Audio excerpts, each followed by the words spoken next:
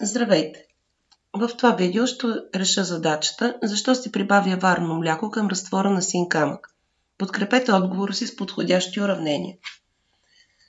Синия камък, това е химичното съединение меден сулфат. И така, да разгледаме какво ще се случи. Солите са силни електролити, поставяме го във вода, изписваме го под формата на ионно съединение. Знам, че сулфатната група е втора валентност, щом няма никакви индекси след метта, значи метта е втора. Някои от нещата трябва да ги знаете, няма как да обяснявам абсолютно всичко при писането на тези задачи. Поставена е във вода, водата е слаб електролит, но въпреки това частично се дисоциира на водородни катиони и хидроксилни аниони. Какъв ще бъде резултат? Медта ще срещне хидроксилните аниони и дори мога да погледна в таблицата да видя медта с хидроксилните дава утайка. Тоест ще се получи някакъв слаб електролит, който ще е меден хидроксид. Хидроксилната група знам, че е първа валентност, медта е втора, така че ще имаме ето тази ситуация. Плюс какво ще бъде? Сулфатната група е срещнала водорода, получава се силната сярна киселина. Това означава, че водорода ще си е като иони, т.е. той ще е електролит, ще е под формата на иони във водата и сулфатната група ще си е под формата на иони във водата. Преди да разкажа нещо, тези реакции може би е най-добре да си ги изписвате като молекулно уравнение, за да ви е по-лесно да ги изравните.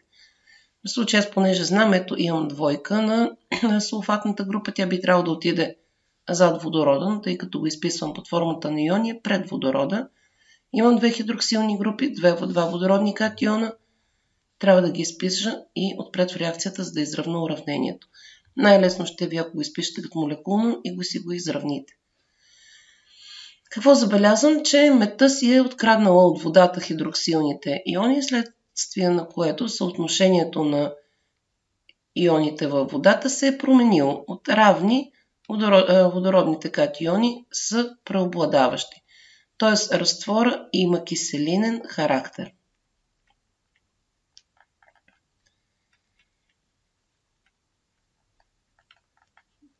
Т.е. pH по-малко от 7. И така, какво правим ние с този разтвор на син камък? С разтвор на син камък го използваме за пръскане на лозя, домати, овошки.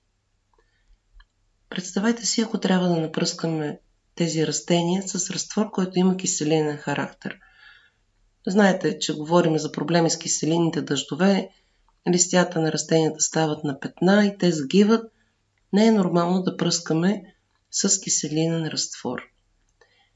Към разтвора на медния сулфат, който е с киселинен характер, ние добавяме варно мляко. За да разберем какво се случва, всъщност ние трябва да знаем на кой разтвор казваме варно мляко. Химия 8 клас, 9 клас за профилирани гимназии. Варното мляко е разтвор на така наречената гасена вар или химически написано, това е калциев дихидроксид.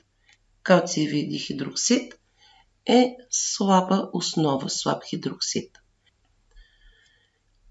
Коя реакция ще протече, когато добавим така нареченото варно мляко? Кой е проблема в горния разтвор? Проблема в горния разтвор е получаването на киселинен характер. Тоест, това, че получаваме някаква киселина. Тя не е в голями количества, естествено, затова той е слабо кисел разтвора, но все пак това си е сериозна киселина, сярната. Нашето варно мляко ще се опита да неутрализира точно този киселинен характер, т.е. ще неутрализираме сярната киселина. Защо се казва всъщност варно мляко? Когато добавим калциев дихидроксид във вода, той всъщност на пръв поглед е неразтворим, защото се получава един такъв мътен бял разтвор. Обаче, ако поставим лакмусова хартийка, тя променя цвета си в синьо. Значи калциевия дихидроксид се разтваря във вода, щом променя характера на разтвора. Но въпреки това, пак казвам, всеки един човек, когато го погледне, казва, това прилича на прясно мляко. И затова така е възприето да се казва, тъй като е вар, ама прилича на мляко, се нарича варно мляко. И така, за да неутрализираме сярната киселина, която се получава в резултат на разтварянето на меден сулфат във вода, добавяме варно мляко, т.е. калциев дихидроксид.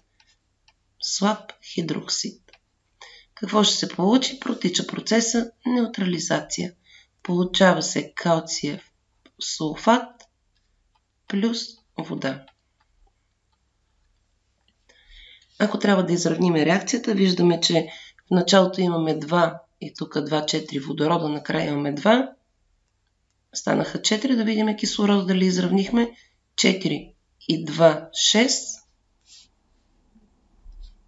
4 кислорода и тук тези 2 кислорода 6. Отпред имаме 4 и тази двойка се отнася за тези 2, 6. Значи уравнението е изравнено. Така, отговора на въпроса, защо се прибавя варно мляко към разтвор на син камък. Защото разтвора на синия камък във вода има киселинен характер. pH-то му е по-малко от 7. За да може да пръскаме овошки, домати, лузя и други растения с син камък, то е необходимо да неутрализираме този киселинен характер, за целта на което добавяме слабия калциев хидроксид и по този начин извършваме процеса неутрализация. Ако попитате хората на село как се нарича разтвора на син камък с варно мляко, или те може и да знаят, че слагат гасена вар, всеки един ще ви каже, че това се нарича бордолезов разтвор. Това е отговор на тази задача.